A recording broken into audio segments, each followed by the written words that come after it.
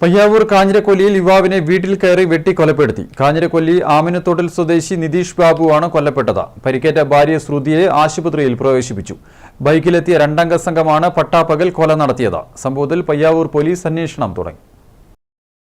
ചൊവ്വാഴ്ച ഉച്ചയ്ക്ക് 12:30ഓടെയാണ് നാടിനെ നടുക്കിയ സംഭവമുണ്ടായത്. പയ്യാവൂർ കാഞ്ഞിരക്കൊല്ലി ആമിനത്തോട്ടിലെ നിതീഷ് ബാബുവിനെയാണ് രണ്ടംഗ സംഘം വീട്ടിൽ കയറി വെട്ടിക്കൊന്നത്. കൊല്ലപ്പണിക്കാരനാണ് നിതീഷ്. ഉച്ചയോടെ വീടിനടുത്ത ആലയിലെത്തിയ അക്രമികൾ വാക്കുതർക്കത്തെ തുടർന്ന് ഇവിടെയുണ്ടായിരുന്ന വാക്കത്തിയെടുത്ത് നിതീഷിനെ ആക്രമിക്കുകയായിരുന്നു. ഇത് തടയാനെത്തിയപ്പോൾ ഭാര്യ ശ്രുതിക്കും വെട്ടേറ്റു. ശ്രുതിയെ ആശുപത്രിയിൽ പ്രവേശിപ്പിച്ചു. പരിക്ക് ഗുരുതരമല്ല. സാമ്പത്തിക പ്രശ്നത്തെ തുടർന്നുണ്ടായ തർക്കമാണ് കൊലപാതകത്തിലേക്ക് നയിച്ചതെന്നാണ് പ്രാഥമിക വിവരം. ശ്രുതിയുടെ മൊഴിയെടുത്താൽ മാത്രമേ കൂടുതൽ കാര്യങ്ങൾ വ്യക്തമാവുകയുള്ളൂ.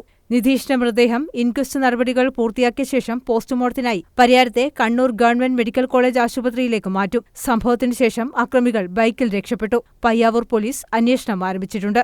News bureau, Irikkur.